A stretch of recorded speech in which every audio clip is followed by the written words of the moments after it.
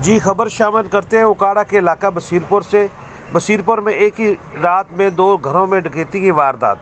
बशीरपुर के मोहल्ला शेखुपुरा में 4 मुसल्लह डाकुओं ने अहमद अली के घर में दाखिल होकर लूटमार शुरू कर दी, जिसमें मज़ामत के दौरान डाकुओं की फायरिंग से एक शख्स जख्मी हो गया। दूसरी वारदात में मोहल्ला शेखुपुरा के गुलाम नबी के घर में दाखिल हुए और घर से कीमती सामान और नकदी लूट कर फरार हो गए। वाक़े की इत्तला मिलते ही मुकामी पुलिस मौका पर पहुंच गई और कार्रवाई का आगाज़ शुरू कर दिया। Report Mohammad Asgar Ali Rahmani, bureau chief, Ukada. जी।